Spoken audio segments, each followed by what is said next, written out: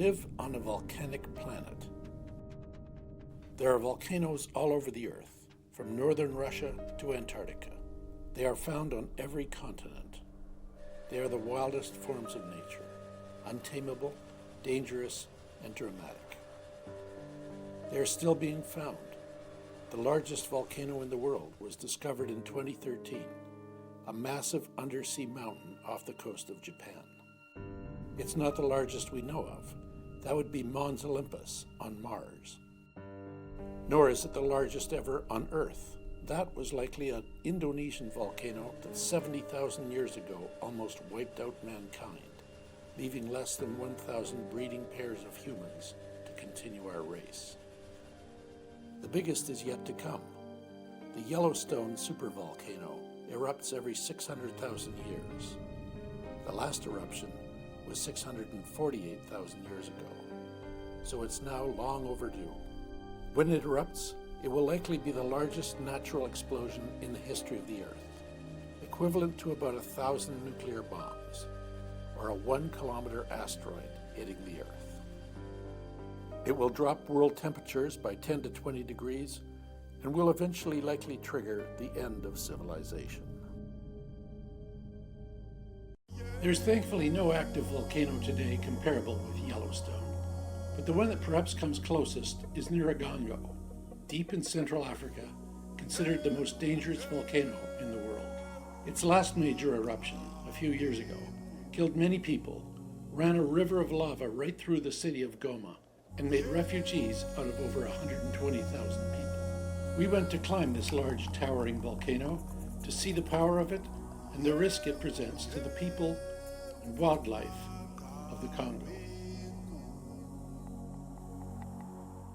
It's a long way to get there, flying first to London, England, then to Addis Ababa, Ethiopia, then to Kigali, Rwanda, then by land across Rwanda, crossing the border into the Congo.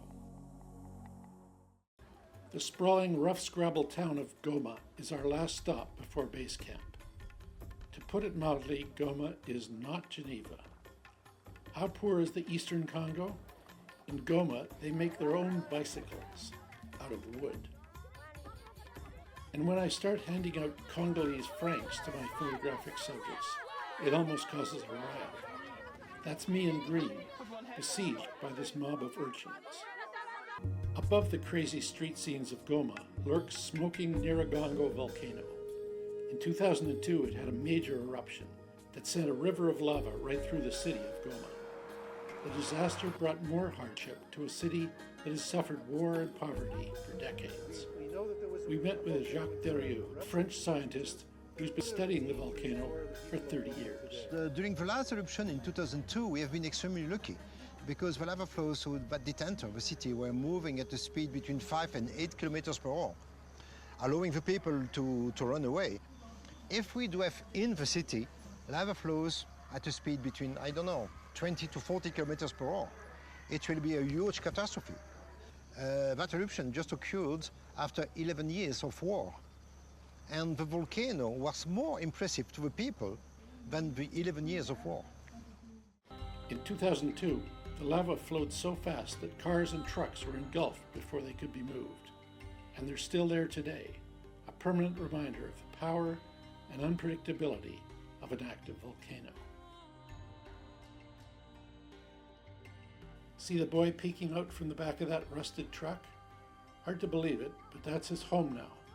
If Nyiragongo blows its stack again, who knows what will happen to this shanty town and the people who live in it. We prepared to climb to see the state of the volcano today. So we're here now, and I'm told we will go up to the coulee and then up to the fracture. And so we began the 6-hour trek straight up the steep volcano. Our Congolese porters were incredible.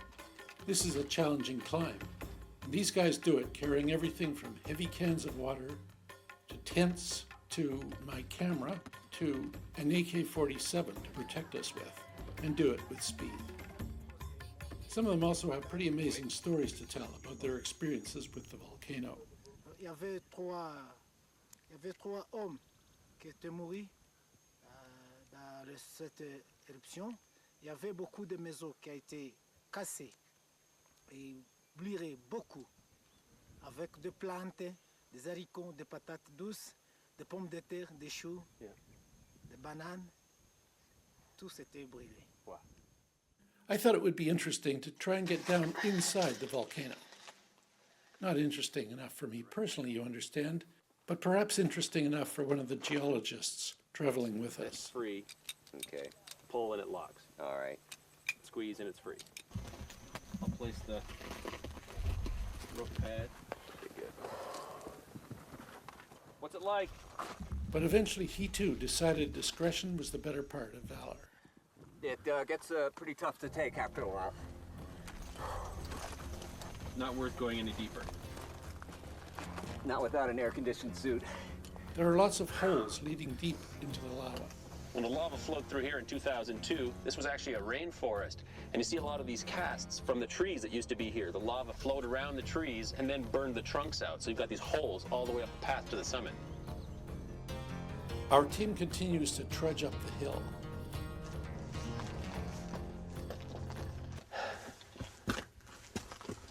By the end of the day, we're staggering up the 40-degree slope. I can't wait to get to the top of this thing. And know that climbing beside him with my heavy camera, I feel just the same. Come on up, have a look. We finally make it, joining our compatriots. This at the is summit.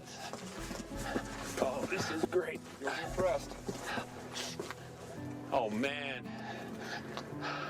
That is awesome. Congratulations, guys, we made it. Congratulations. That's what I'm talking about. Look at that. Welcome to the top. After 5 years of planning, 5 days of traveling, and 5 hours of climbing,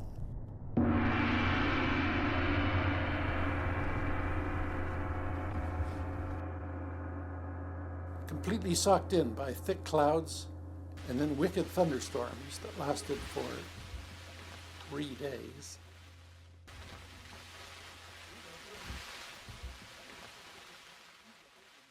When it finally cleared, we got a chance to get out and witness and photograph the world's largest lava lake.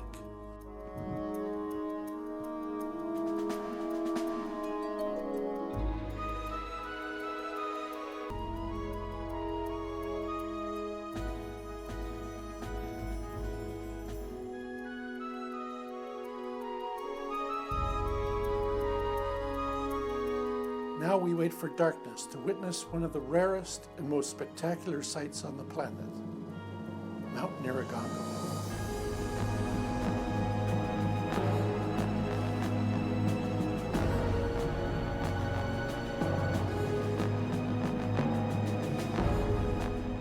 It's a window into the core of the Earth, 2,000 degrees of molten fury.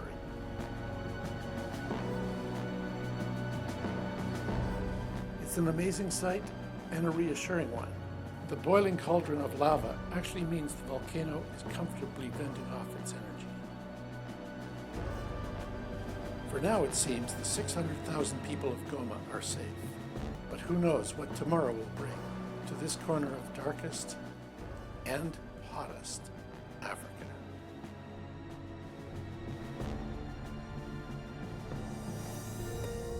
Not all volcanoes are found in places as wild as the eastern Congo. Costa Rica, for instance, is a peaceful tropical paradise with lush rainforests, great waterfalls, and all kinds of opportunities to see and photograph nature in the raw. It's also an adventure playground with thick rainforest, wild rivers, untouched jungles, and especially an array of active volcanoes running from north to south.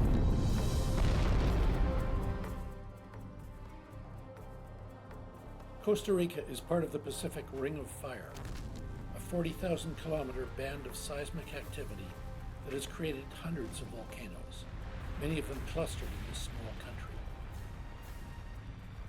Over the last century, many spectacular eruptions have made Costa Rica a hotbed of volcanic activity. Being in this ring of fire also makes the country prone to earthquakes. The The 2009 quake was dramatically captured in the middle of local live news coverage. I think that's an interesting thing. This one piece will make 52 layers. Watch on mobile devices or the big screen. All for free. No subscription required.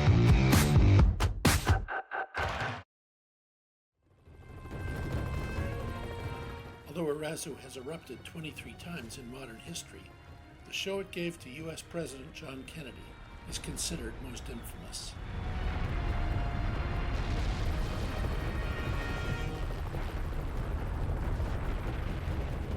Lasting over 2 years, the volcano dumped a huge amount of ash over central Costa Rica, even covering the runway that Air Force One had to land on.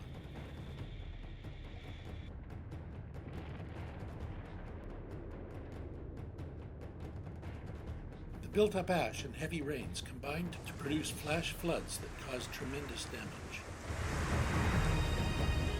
Erazu is now a national park, with thousands of visitors coming each year to see the volcano that did so much damage to their country. Although inactive at the moment, Erazu is developing fissures that indicate it could blow its top any time. The real action, though, is Mount Arenal, Costa Rica's most active volcano, with a well-populated town right below it. Scientists are trying to predict what the big hill might do, and we got a chance to climb up it and look at it with them.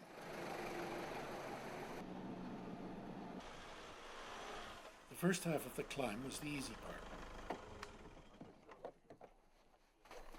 From here we walk. The international team of geophysicists from Ireland, Italy, and Costa Rica are installing seismic imaging equipment that will help them understand and, more importantly, predict the underground magma movement on the volcano. We're just taking up the cables for connecting the instrument.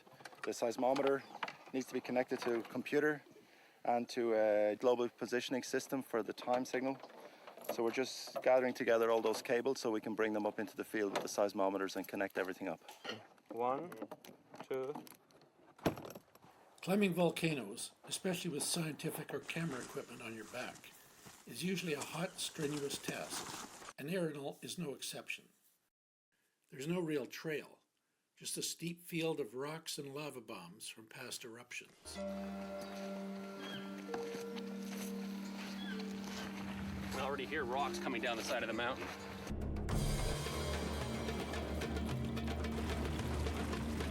The area we are exploring today is well within striking distance of Arenal's molten hot lava and pyroclastic flow, like this one that killed 2 visitors here in 2000.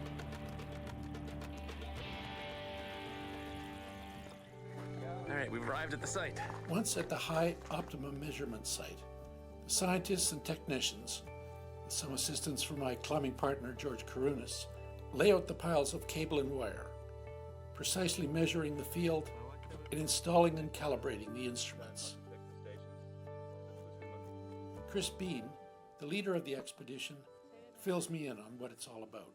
What we're doing is we are trying to understand the nature of the seismic sources on the volcano. All volcanoes make noise, and as seismologists we put out instruments on the surface of the volcano to record those sounds that the volcano makes, much like a medical cardiograph, except we're looking at acoustic signals rather than electrical signals. And so what we're doing is putting out these instruments to try to understand what those signals are telling us about how fluids are moving in the subsurface in a volcano. Underneath Arenal, and every volcano, is a labyrinth of underground chambers where 1200-degree magma flows. How level it is? Yes. These tests help them understand where the magma is moving and where and when it might erupt. We're putting out 10 instruments in what's called an array, so they're just out in a semicircle, and we're installing those individual seismometers, and each seismometer records ground vibration, so they're continuous, even though we can't feel it here because we're not so sensitive to ground vibration. There are continuous vibrations as we stand here. These instruments are sensitive enough to detect those, and we can use some techniques to turn that information into a knowledge of what the near surface variability of structure of the volcano is. So that's today's job. But Arenal's a serious piece of work, and even seasoned volcanologists get nervous working on this mountain. Well, we're only going to stay here for as short a time as possible, put it that way. You don't like to linger here? I wouldn't linger. I'd say I wouldn't camp overnight at this particular location. I wouldn't linger. I mean, it's nice to be here. It puts an edge on it, but you know, it can be dangerous as well. So we'll get in and out as quickly as we can. On the other side of the world, the other side of the Ring of Fire, lies Indonesia, with more than 150 sites, one of the most volcanic places on the planet.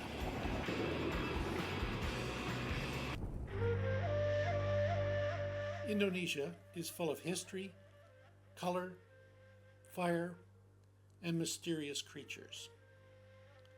The island archipelago is also home to many of the world's great volcanoes.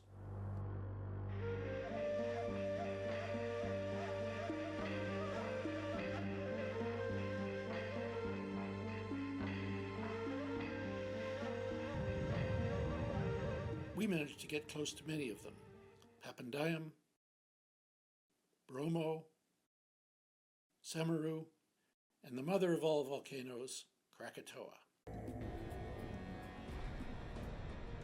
On August 27, 1883, Krakatoa erupted with a force never seen before. Hundreds of villages were wiped out by the explosion and huge pyroclastic flows. Even more devastating, Krakatoa produced a 40-meter-high tsunami that claimed 36,000 lives. So powerful, it sent ships 3 kilometers inland in the massive surge. We're heading for the island of Rakata, once part of Krakatoa, now a smaller island where we should be able to get a good view of the very active remaining volcano, now known as Anak Krakatoa. Guiding us is Indonesian volcanologist Donnie Wigianto. How's it going, Donnie? I'm fine, thank you. Where are we off to today? Today we're gonna go to Krakata, the original Krakatoa, and camp there. Excellent.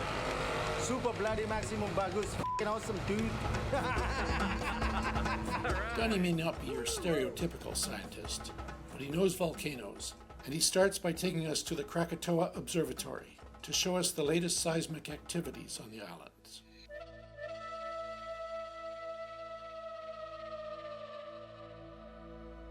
We arrive at the exploding island, just as it is sending a huge ash cloud hundreds of meters in the air.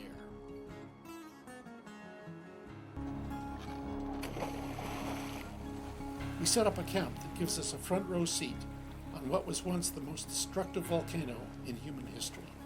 Our crew begins preparing dinner, setting up tents, and complaining about the weather. Super bloody maximum hot. It is hot, isn't it? Yeah. Not quite as hot as over there on the other island. Yeah, because it's windy on the island. Windy? Yeah. Oh yeah, there's also hot rocks flying out of it.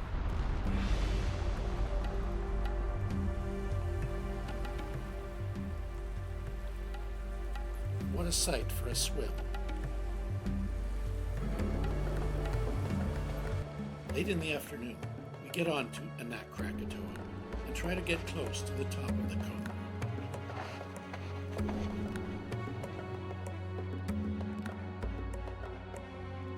This is going to be tough determining how close is safe on this one. I like this mountain. Well, it's starting to get late in the day. The sun's going to be going down soon enough, so it's best to just get off the mountain, go and observe from a safer area, because when it starts getting dark and these things start heading for you, game over, man. Krakatoa, slowly rebuilding itself with these new eruptions, is a fascinating volcano, but not by any means the only one in Indonesia. Next, Donnie leads us to Papandayan volcano on western Java. So the flow came down from the crater here. Yeah. And then extended how far down? Telling us of the major about 2002 4.5 kilometers down. Really? Yeah. And then some of the rock, they're flying to the other side in Pengalengan. That's right over the other side of the mountain? Right on the side of the mountain. He also tells me about his fascination with volcanoes. Volcano is amazing. You know, you never know what's going to happen. Because Mother Nature is a big power. I like to learn about it. So up here you said that there's a fumarole that sounds like a jet engine. How far away is that? About 500 meters from here.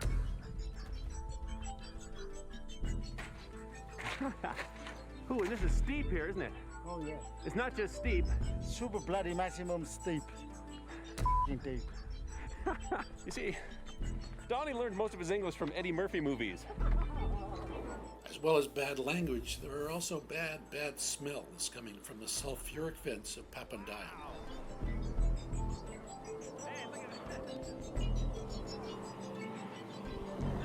Now that sounds like a rocket engine.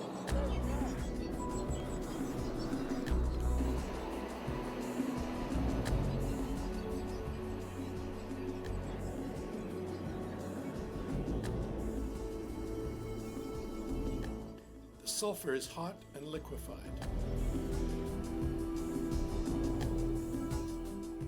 And the gases are not something any of us want to get into our lungs. Let's go take a look.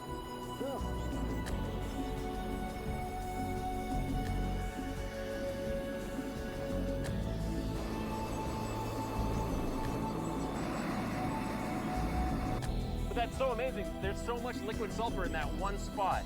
It's just bubbling away. Inside these vents is a pond of liquid sulfur. And in its liquid form, it's orange. And when it comes up through the gas, it crystallizes and forms these yellow deposits that you see everywhere here. But the gas is so toxic. So toxic that it's not a good idea to try to talk. At the other end of Java is another volcano that has been turned into a real hell on earth. Kawa-Ijen is also rich in sulfur deposits that are in this case dug out of the ground by hand and lugged over the mountain by miners working for a pittance. It is back-breaking work done by men with only basic tools, no safety equipment, and no protection. Once they have dug the sulfur from the volcano, they lug loads, some up to 100 kilograms, out of the crater. Yeah.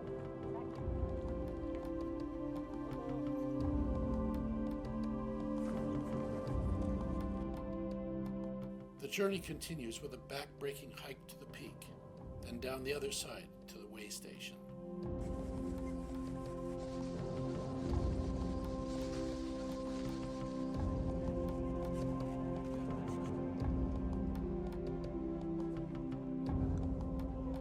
Each miner makes this grueling trip twice a day.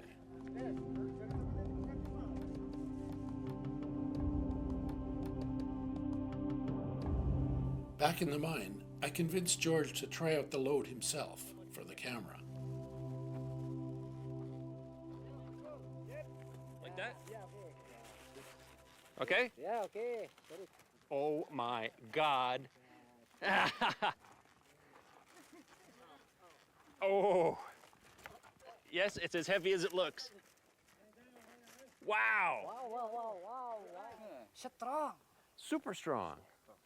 These guys are supermen. I don't know how they do it. And then it's not just a matter of walking 10 feet. Oh no.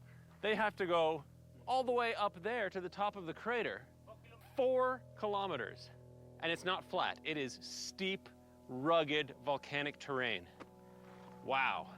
Now that we've seen the strength of the Indonesians, we hire another 20 of them to help us get to the top of one of Java's highest, most active, and most dangerous volcanoes, Mount Semeru. Looks pretty far. It's a long 2-day hike that starts pretty flat and increasingly becomes steeper and steeper.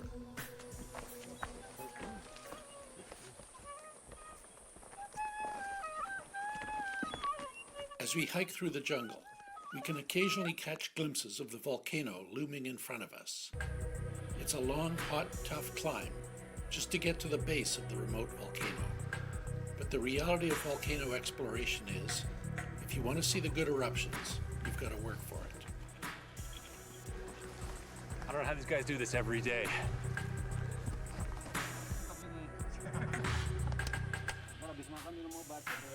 You know, when I'm sitting at home, I love talking about climbing mountains. But when you're halfway up the side of one, it's amazing how the opinions change. This is one intimidating volcano.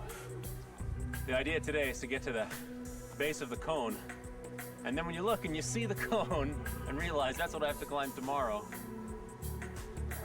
There are a number of things that make Semeru a particularly difficult volcano to climb. First of all, quite simply, it's very steep. And this is the easy part. It gets much harder from here. You have to be off the mountain by 10 a.m. So you have to start the summit push at midnight and climb in the dark. It is very high, which means two things. You've got a long way to climb, and the higher you climb, the more out of breath you get. There's a knife-edge ridge you have to cross before you get to the main part of the mountain. And when you do get there, you find it's covered in loose scree, so your boots are full of stones, and for every 2 steps you take forward, you'll slide 1 step back. Incredibly steep. Of course, on top of all that, there's the other little matter that the mountain is continually exploding.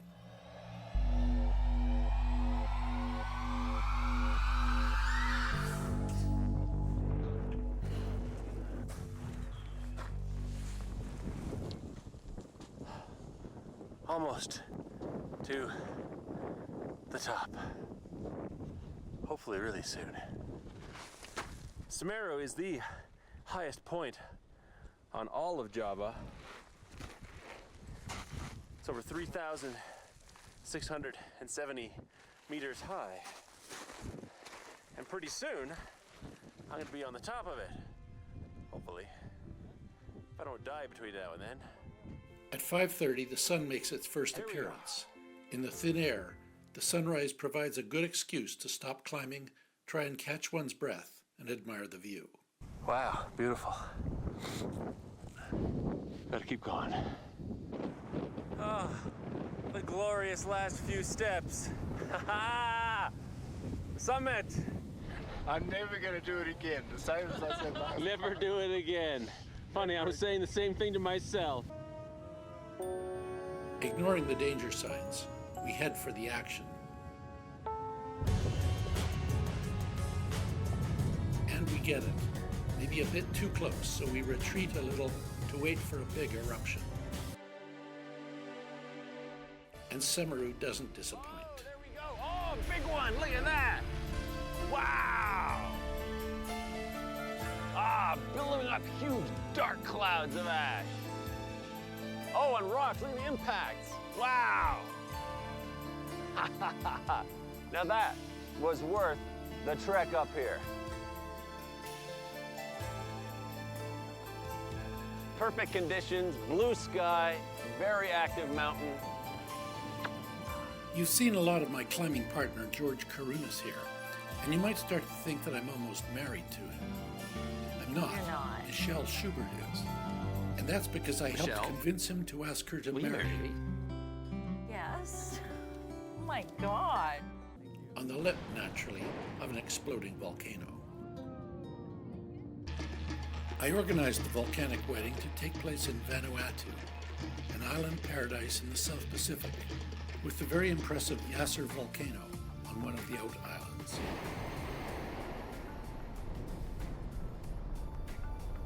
Nice.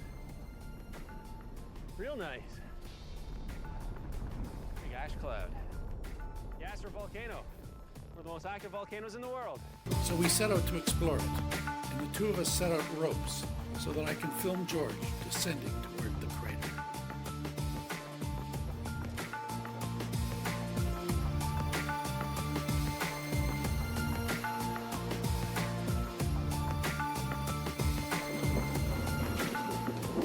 Right now, the plan is to rappel down into the crater of the volcano and still make it out for my wedding day. Oh, look at that! Oh, big bombs, big bombs! I gotta be real careful. This is a bit treacherous. We drive stakes into the ground for the safety lines, and George asks me to drag his limp body back in case he should be knocked out cold by a flying lava As long bomb. as I'm squeezing it, I can go down. As soon as I let go, I'm attached to it. Pull me up on the rope.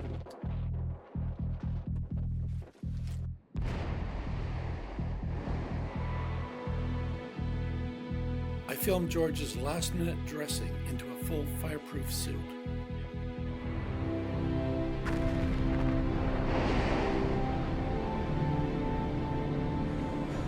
So far, so good. I'm about 50 meters inside the volcano now.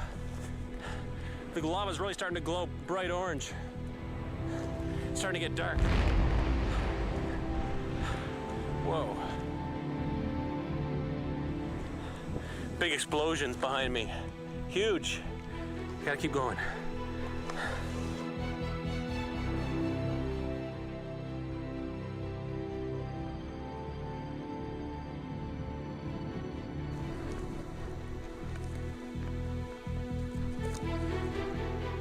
Okay, I'm 60 meters down into the volcano, and this is as far as I can go safely because I'm at the end of my rope. As a safety precaution, I don't want to go any further.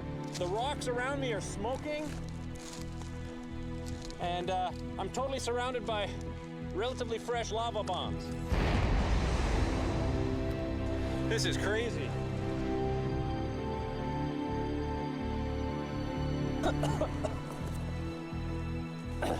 Okay, I'm getting blasted with sulfur dioxide now. I'm gonna put my mask on.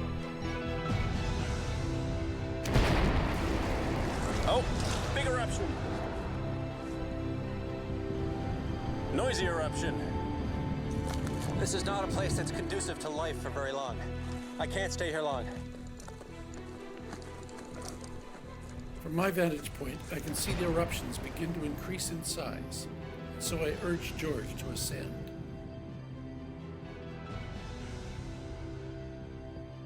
At that point, though, George spies a huge bomb that has landed behind him and determines to get it.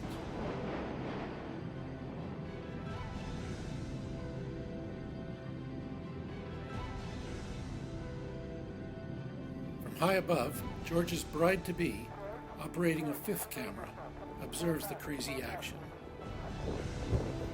On the walkie-talkie, I call to George, half egging him on, half calling him back. Fortunately, George hears more of the enthusiasm than the warning in my voice, and gets to a brand new level. However, just as he starts to return, there's another major eruption. Only when reviewing the footage later do we see how close the lava bombs were falling.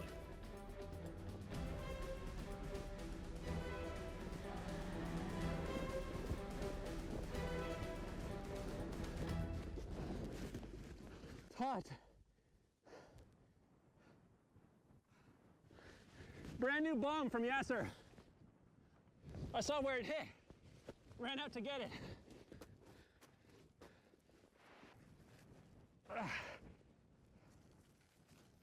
Woo! Whoa. Look at that. Still glowing. Feel the heat coming off of this. But spying his fiancée watching from the top of the hill, George remembers why he came to Vanuatu. All right, here I come. I think I've pushed my luck enough today.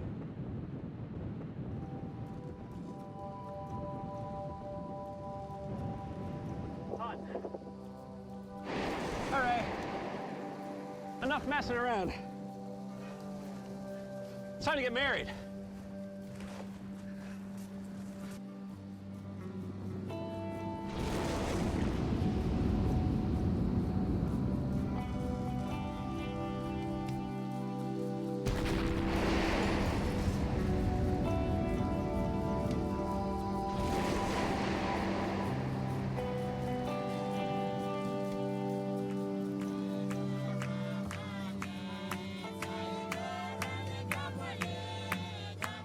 The night before the wedding, we celebrate with members of the John Frum Group, the strange cargo cult that worships a mythical U.S. Marine they believe will be their Messiah.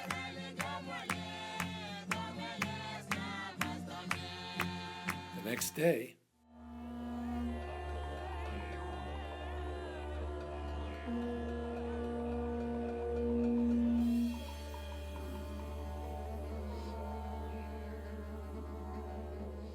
Thank you for coming all the way from Vanuatu to get married. So I'd just like to welcome you and say thank you for coming this far. as Pastor Isaac leads them through the ceremony, You have to Volcano gives make a some vow spectacular in the eruptions. presence of the Almighty God that you promise to take this woman as your wife. I promise to take this woman, To care and to support her to care and to support her in good times and in bad times, so happy of the many years that we've had, and I look forward to many, many more sharing our lives together. You may now slip the ring into the bride's finger.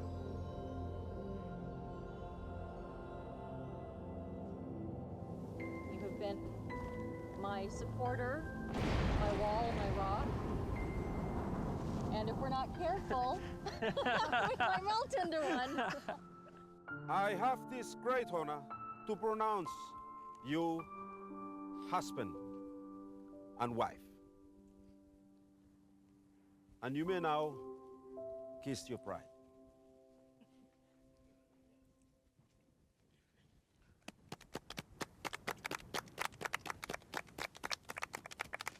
Let's ask the band to give a little song to finish off this ceremony.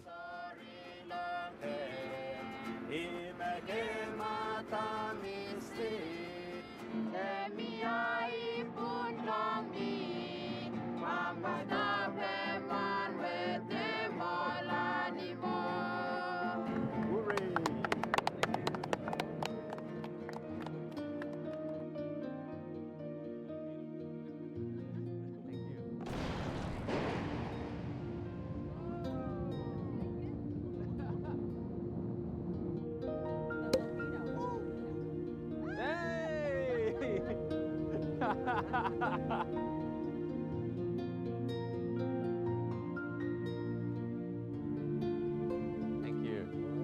Thank you.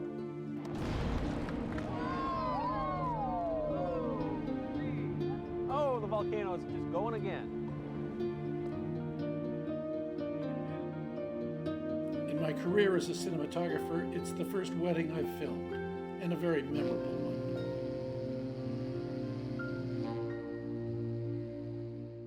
But for the moment, I've lost my climbing partner. With George and his new bride off on a honeymoon, shark diving in the Bahamas, I decide to head to Guatemala, one of the most volcanically active countries in the Americas, to see the volcanoes there.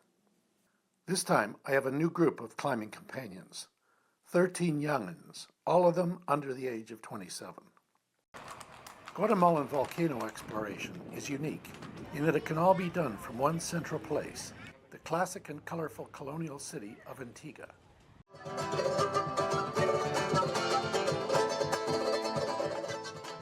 Antigua was the capital of Guatemala in the colonial era, but was twice destroyed by earthquakes. It has been restored today into one of the most pleasant towns in Central America, though it is still threatened by underground action.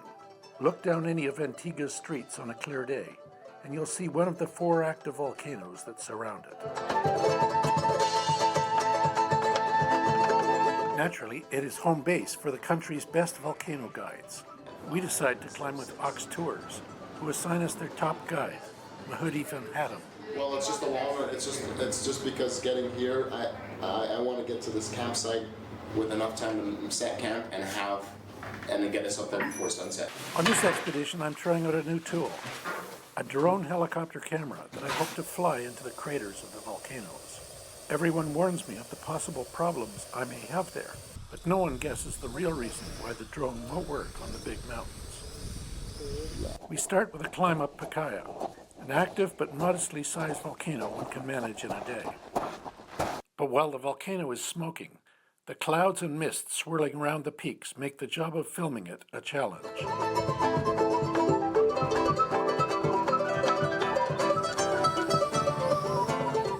However, we do get the drone in the air and out into the first of Pacaya's craters, where it shoots some video.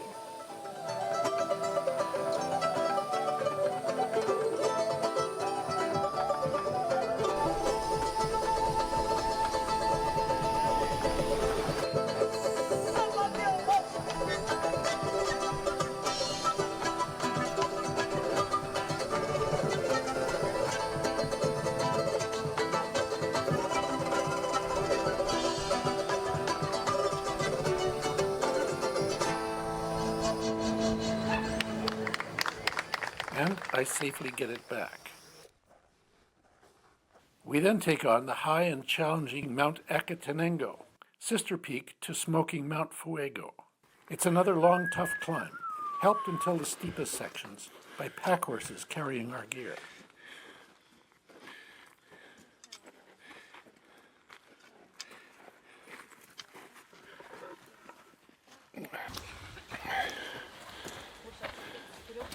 This is a bit of a killer climb. We've been climbing since about 9 o'clock this morning.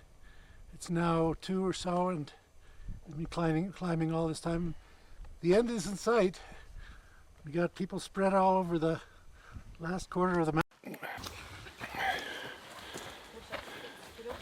This is a bit of a killer climb. We've been climbing since about 9 o'clock this morning.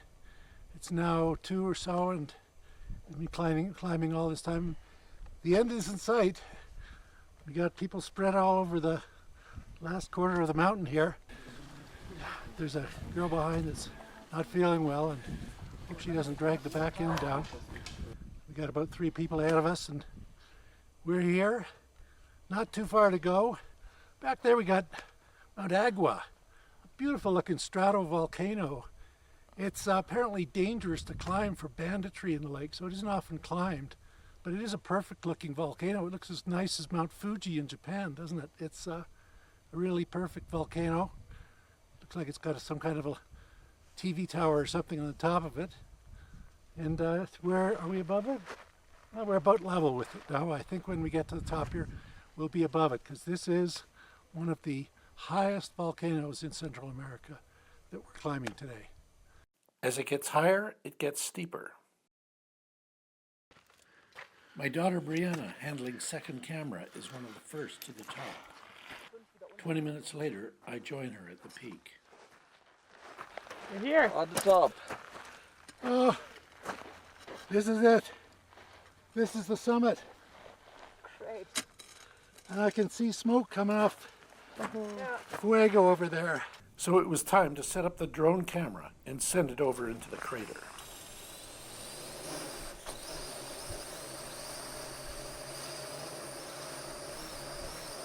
But it wasn't to be. Well, this is a total bummer. The whole plan was to come here with the drone and get some shots into the crater. It seems the air is too thin up here. It doesn't have enough strength. The battery power doesn't work fine lower down, worked fine on Akaya, but up here in this thin air, it just doesn't have the oomph to get it up in the air and control it, so I can't get any height out of it. What a pity.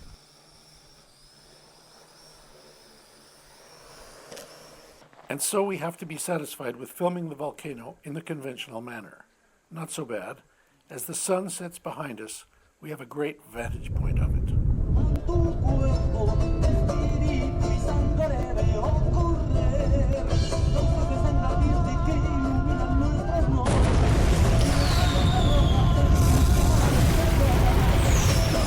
The explosions induced great enthusiasm from my youthful climbing companions.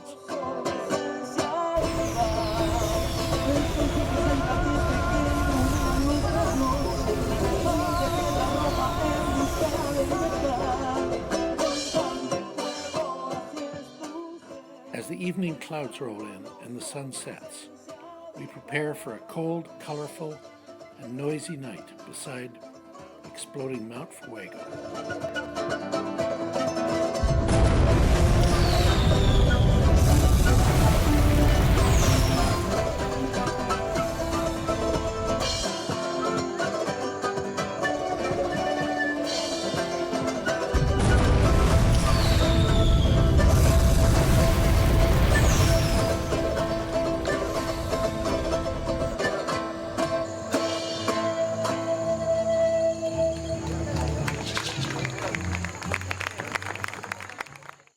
Perhaps the most famous volcano in history, Mount Vesuvius in southern Italy, exploded on April 24th, 79 AD, completely covering the major city of Pompeii with ash and lava. For 2 days and nights, the volcano laid ruin to the city and killed almost every inhabitant. After the eruption, Pompeii was lost and forgotten for more than 1,500 years. The light ash of the pyroclastic flow of the volcano had the effect of perfectly preserving Pompeii, completely covering it so that once it was dug up, starting in the 1740s, an amazing window into the Roman Empire was created. The archaeologists of the 18th century not only uncovered the architecture, sculpture, art, and housewares of the Roman era, created at the height of the empire's power, but they were also able to carefully create casts of the bodies of dozens of Roman citizens caught in their moment of death at the hands of the volcano. They also uncovered a Pompeii brothel, complete with stone beds and frescoes well protected by the ash, illustrating the variety of offered services.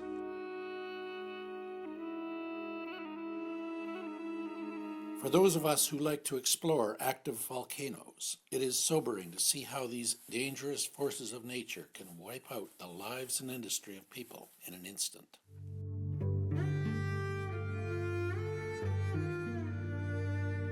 And while Pompeii is gone, Vesuvius is still here.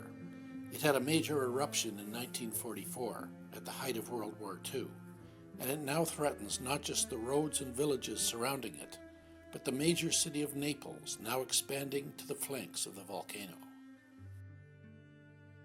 But Naples is not the only city in Italy threatened by volcanoes, so we head further south to the biggest volcano in continental Europe, Mount Etna.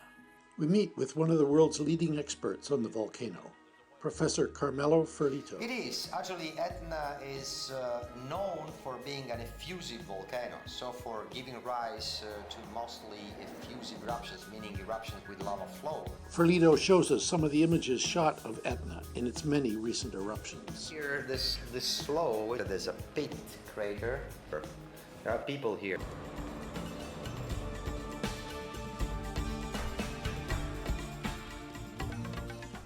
One of the most active volcanoes in the world, Etna is in a state of almost constant activity, known for large lava flows and major damaging eruptions.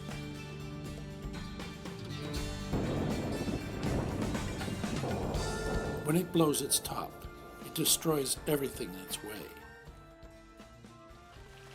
With dozens of major eruptions over the last century, it poses a serious threat to nearby ski resorts, people, and towns.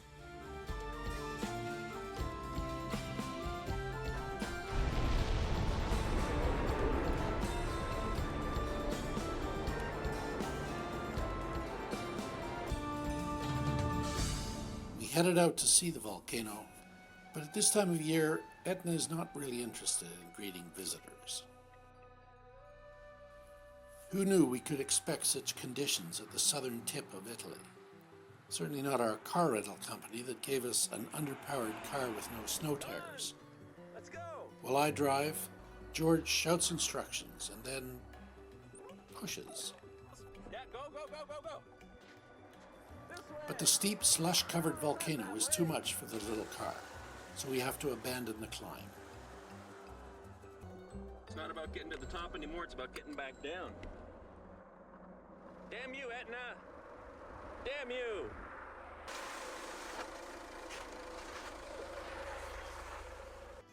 It is disappointing for us, but we have a very promising alternative to tackle. Mount Stromboli rises 1,000 meters out of the Tyrrhenian Sea off the coast of Sicily. Beneath Stromboli, a village of 700 people goes about its business, seemingly unfazed by the threat of living in the shadow of one of the world's most active volcanoes. Our guide, Zaza, drives us in his microbus. We navigate the incredibly narrow streets up to the base, the starting point for the 1,000-meter trek to the summit.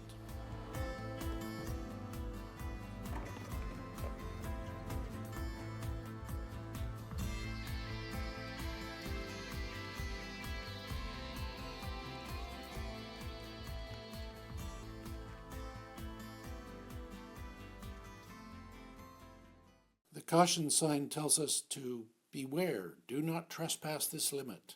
Risk of landslide and volcanic eruption, which is pretty much what we came for. So, undaunted, we keep trekking up the hill. This is where the climb gets tough. with steep terrain and tricky footing. But Zaza and his trusty dog Pele know the way. This looks like the steep part. Like most volcanoes, Stromboli soon becomes a 30 to 40 degree climb. Eventually, we make it high above the ocean at the summit.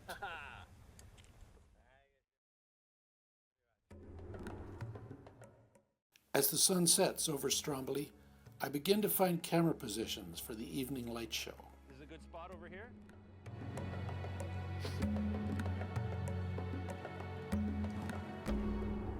E anche lì, posso spiegare là?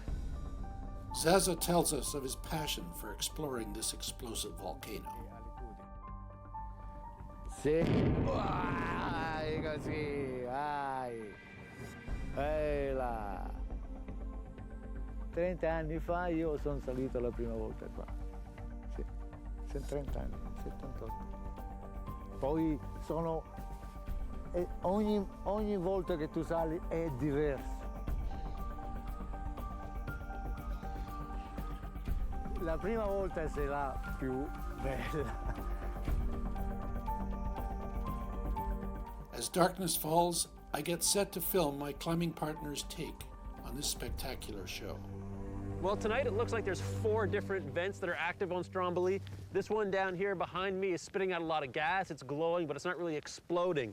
If we get really lucky, we'll get one of these vents shooting a huge plume of magma into the air. And right on cue, I get one. Oh, yeah. See? That's what I'm talking about. Woohoo! That is a big eruption. And that's why around the world, regular explosive eruptions are known as Strombolian eruptions. Because night after night, day after day, Mount Stromboli has been kicking them out for as long as mankind can remember. Unlike Italy, a rich, fertile land dotted with a few scattered volcanoes, Iceland is a vast, bleak landscape of volcanic rock, covered for much of the year in snow and, of course, ice. We drive far out into the Icelandic wilderness to see the volcanic bonanza, including its most distinctive feature, hot water vents, fumaroles, and geysers. This one, Geyser, gave the phenomenon its name. Following an earthquake in 2000, Geyser, although still boiling, has become a bit dormant. Nearby it, though, is Stroker, which erupts regularly.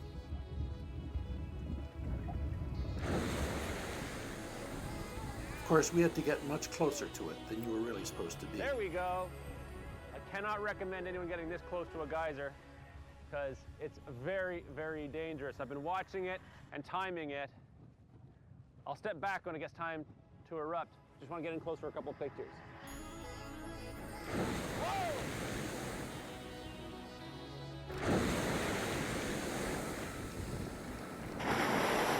Warmed by the eruptions of boiling water, we head across the frozen landscape for a short sea passage across a rough stretch of the North Atlantic to take us to the offshore island of Jaime. There are a number of possible impediments to exploring volcanoes. Add seasickness to the list. We begin driving across the windswept tiny island, where in the middle of the night, on January 23, 1973, the Earth exploded. At 2 a.m., completely without warning, the dormant Eldfell volcano violently erupted. A 3-kilometer fissure in the earth opened up and outpoured red-hot lava, flowing at the speed of 199 cubic meters per second, threatening the people, buildings, and livestock of the island.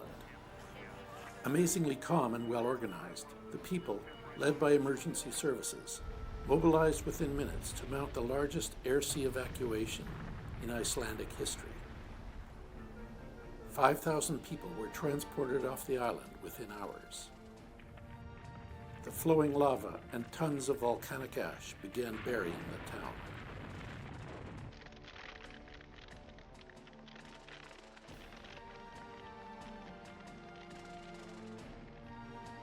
Once people were safely off the island, the major threat was to Jaime's most important feature, the harbor. The massive lava flows threatened to seal off the channel entrance. A plan was devised to stop the flow by cooling the lava with seawater. For months, millions of gallons of cold seawater were pumped onto the lava.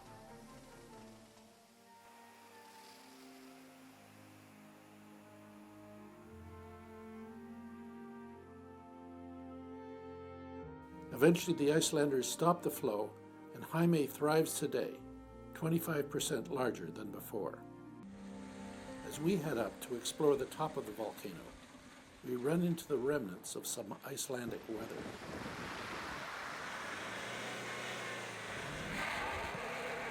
Oh no.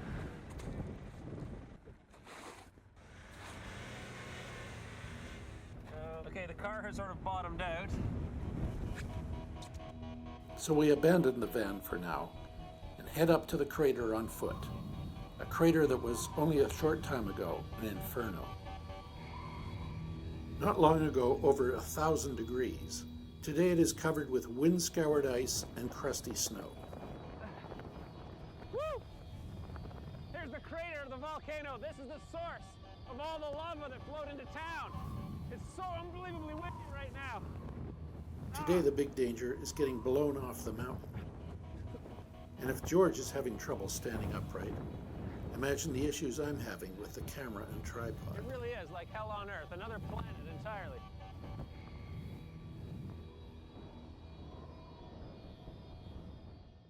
Let's go to Turkey now, where we find some rather ordinary-looking volcanoes, all of them either extinct or dormant, that have created one of the world's most extraordinary landscapes. Massive volcanic eruptions 300 million years ago laid down a deep layer of weak volcanic tufa with an overlay of harder ash from a second series of eruptions. Years of erosion have created the wildly shaped hoodoos, known as fairy chimneys, seen today. Geothermal activity seldom has a positive result.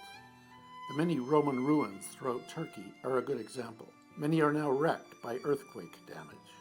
Cappadocia is quite different, for here the remains of volcanic activity have been turned over hundreds of years into an extraordinary collection of dugout houses, churches, and even underground cities. The churches and monasteries are especially impressive, with most of the volcanic cave walls painted with frescoes. Many of these frescoes are still in excellent shape, others defaced by graffiti from the 19th century. The people of Cappadocia carved not just houses, barns, and churches, but also elaborate underground cities from the soft volcanic rock. This is the Volcanic underground city. This is the storage room, the second room in. They didn't really make them for people my size, especially not those tunnels. This is the first floor, and we're going down 3 or 4 more floors.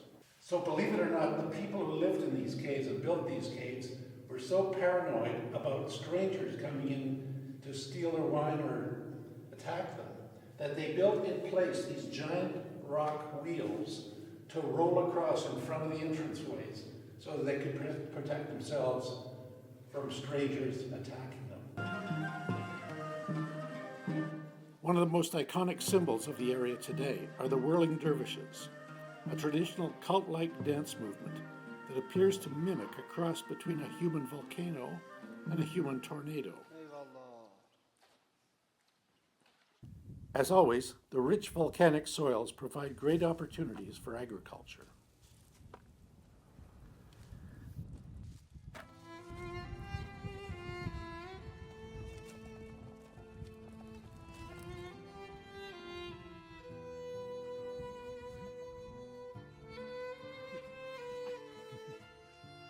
Thank you. The grape pickers were willing to share their rich harvest bounty with me. But like a lot of photographic subjects, eventually began to wonder how many shots I needed to take of them. Aşık mı oldu yoksa bana? Allah'ım ya Rabbim.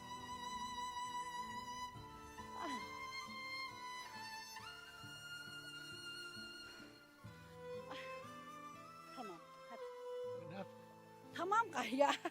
Undeterred, I head into town to film their sisters boiling down the grapes over a wood fire into jam. Today, people are finding all kinds of new opportunities to mine a living from the volcanic landscape. Omar Tusum turned a collection of ancient cave dwellings into the extraordinary museum hotel. This is the first concept, and then first luxury concept in the area. And the reason, because I restore the natural caves, which has been used thousands of years, and turn it a luxury accommodation here. Plus, we have lovely pools and restaurants and this and great stuff. And then lovely clients. You may be in a cave in this hotel, but it is the most elegantly appointed cave in the world. With his hotel completed, Tusum is now exploring the potential for geothermal energy creation using the volcanically heated steam and water deep beneath Cappadocia. Nobody believed me, this is a thermal area, but now to prove that last year I drilled nearly 900 meters and find 180 degrees water, hot water. The main things now, first of all, outside the national park area, we like to build electric power stations. And because we have a work all Cappadocia, nearly 750 kilometers square, and through that, where we're going to put our drilling and find the hot waters to have electric energy, greenhouses, and thermal hotels. This is going to be one of the best thermal spa hotels area in the world, probably. And then we're going to have lots of electric. Hot water geothermal energy is nascent, but the hot air balloon industry is booming.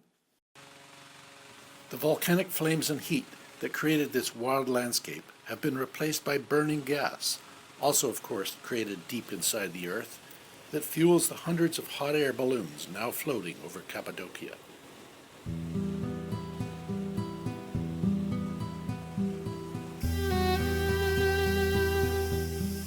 Every morning, flames light up the sky as the balloons drift eastward like phantoms through the fairy tale landscape.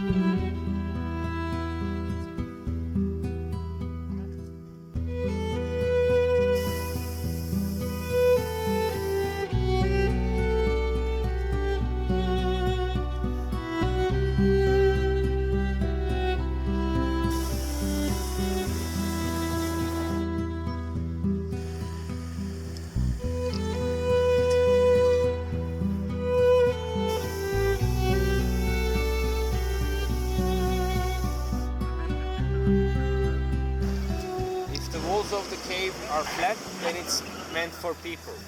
But if it's with arches and columns, especially like the one you see, the little car, gray car over there, you see how beautifully arched the entrance is?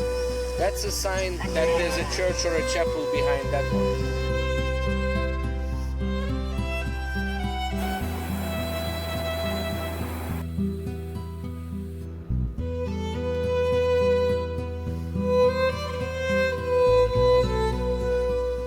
Our pilot fills me in with two theories about the volcanoes that created Cappadocia. Mount Erciyes in the cloud over there on the east side, Mount Hassan. And the other argument is that there were dozens of volcanic eruptions in this area with small eruptions. And with that, he creates a small eruption of his own.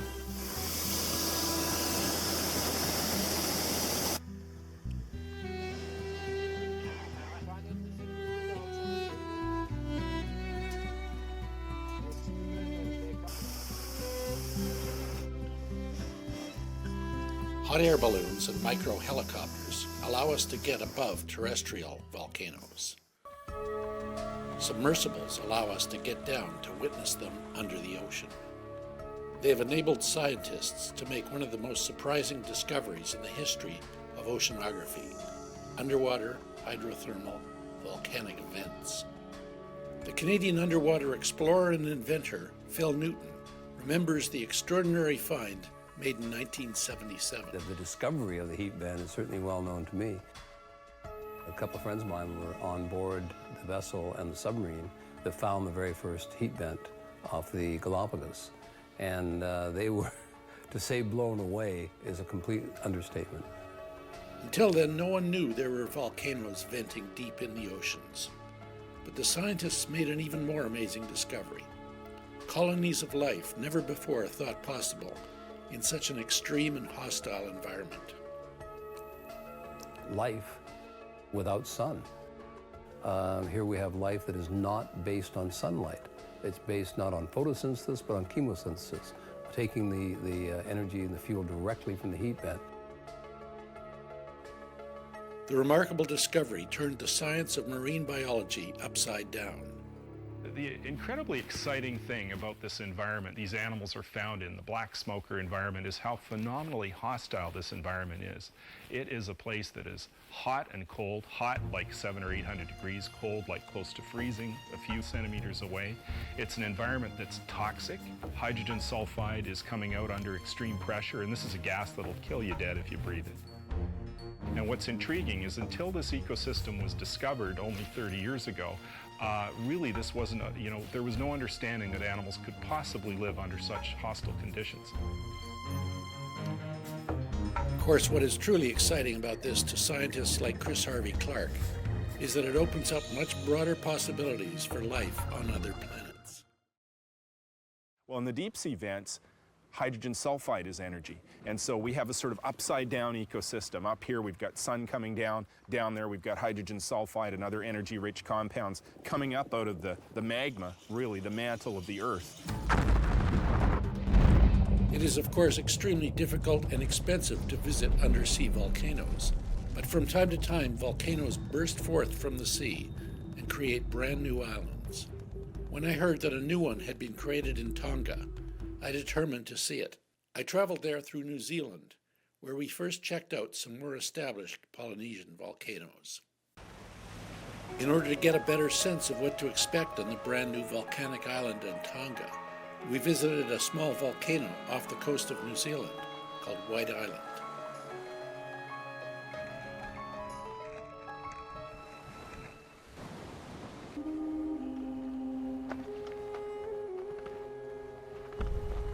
This rugged island is brimming with gas vents, fumaroles, and giant mud pools.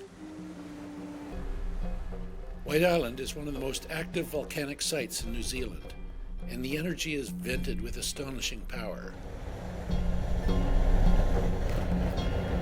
This is one of the most intense fumaroles I've ever seen, and we wanted to get in closer to it. Our guide has a sense of how close one can get to it. Pretty much as far as we can really go. Oh, really? Can't get a little closer? You can, but you can go by yourself. If it does. You can go. You can go in by yourself. Meaning, I'm not going the hell up there. All right. Well, I'll go to the end of the sulfurous rocks here. Yep. And just if that steam does turn, put on your gas mask because it's. Oh, I'll put on my gas mask now just in case. Yep. Taking each step very carefully. The terrain here at the White Island volcano gives clues as to what the new Tongan volcano may look like. The cracks in the ground give a sense of how unstable the land is. The power of the steam pouring out of the ground is enormous. I'd love to get a bit closer, but the ground all around this fumarole is all very soft and very unstable. And we soon discover how unstable.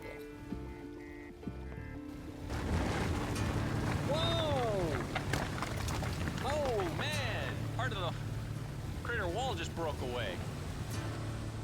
While we filmed the fumarole, there was a little seismic shift and a landslide of rocks fell down this cliff.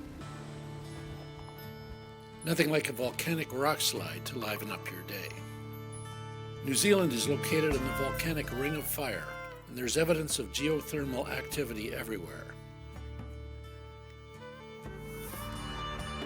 The hotbed for New Zealand volcanism is the area of Rotorua on the North Island, full of geysers, mud pools, and exploding fumaroles. They even cook their food here from the intense heat that flows from the earth. The The most spectacular piece of New Zealand volcanism is the Piutu geyser. Piutu means explosion in Maori, and that's what it does, about 20 times a day, blasting boiling hot water over 35 meters into the air. From New Zealand, we fly north to Tonga to board the fishing boat that will take us out to the new island and try to figure out how we will actually get on to this somewhat forbidding piece of land. We'll see how the thing goes. They said that because it's in the open ocean, boat can go there, but it's sometimes it just the swells. Yes. Let's go up. So we're gonna get a kayak up here as well. So we do all sorts of things, whatever any other way we can find, we get ashore. If I have to swim, yeah, it's fine to swim. then it's an option. Yeah. Little did we know at that point that that is the option we'd be using. The big swells of the Pacific send my volcano-chasing partner to his bunk, while I film the crew bailing out the leaky old fishing boat.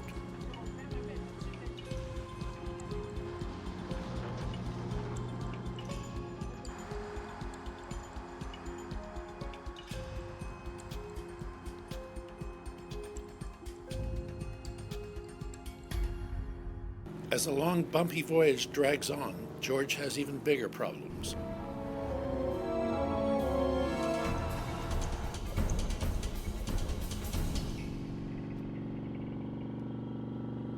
I just hit a big wave, and I rolled off the side, and my eye went right into the corner of this table. If it had been 2 centimeters lower, it would have gone right into my eye. Holy cow, the whole bench fell over.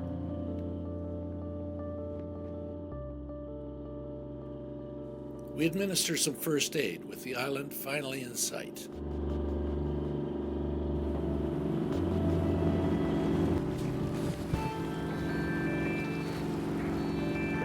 Are we trying to the edge of this one here and have a look at it? As we approach the island, yet another problem.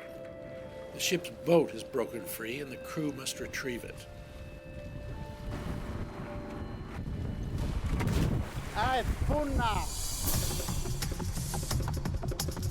Finally, we get it back, get aboard, and with the usual difficulty, get the motor started.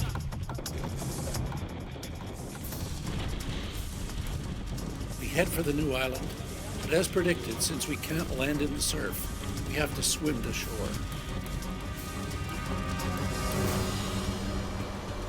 George lands first and films me swimming in, using a stylish backstroke.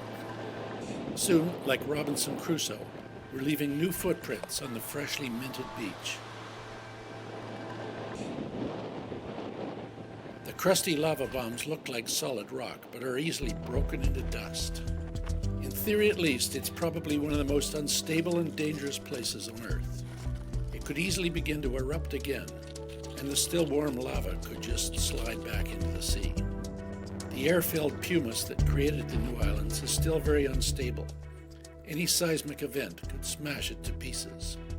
The crusty lava bombs look like solid rock, but are easily broken into dust. We discover a crater filled with near boiling water that is the epicenter of the volcano. Ow! Despite all the problems and difficulties getting here, what a rush being on the newest land on Earth. Only 4 people had ever visited the island before George and I went on it. More people have been on the surface of the moon than had at that time visited Hunga Hapai.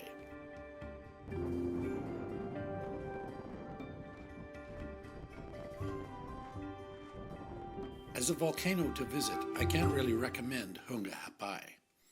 It's almost as inaccessible as the spectacular but famously difficult to see volcanoes of Kamchatka in eastern Russia. No, if you want spectacular volcanoes, fairly safe and easy to visit, the place to go is the big island of Hawaii. In fact, the 2 largest ones, Mauna Kea and Mauna Loa, you can drive to the top of. They're a long way up, so be prepared for the effects of high altitude. In fact, measured from its base at the bottom of the ocean, Mauna Kea is 33,000 feet high. much higher than Mount Everest. Both Mauna Kea and Mauna Loa are scientific observatories, picked for their high altitudes and clear air. Telescopes peer into the heavens, while an array of instruments monitor conditions here on Earth. Mauna Loa, the largest volcano on Earth, erupted most recently in 1984. Since the million-year-old Mauna Kea is dormant, the explosive dangers there are non-existent. However, there is considerable protest and controversy over the use of what are considered sacred volcano peaks for this secular purpose. When it is flowing, which it's been doing for the last 30 years, Kilauea is quite possibly the most spectacular volcano in the world. And you can see it by helicopter. We take to the air, hoping to get a unique perspective on some moving lava.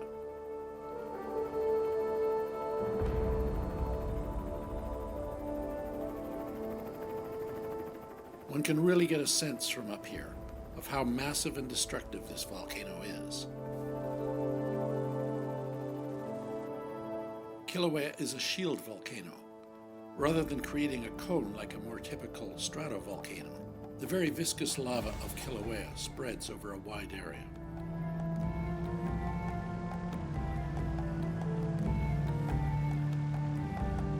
The volcano destroyed a subdivision, many roads, and today flows through in rivers of lava and erupting lava fountains to the sea. But the only way to get close to Kilauea is by walking. It's a 5-hour hike carrying your camera gear with you, and I assure you the tripod I was carrying was about 20 times heavier than that little one.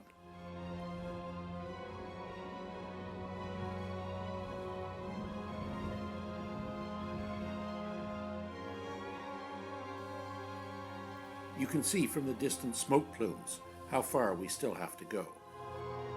It is well worth the long walk when you get to the spot where the hot lava enters the Pacific, and even better once darkness falls.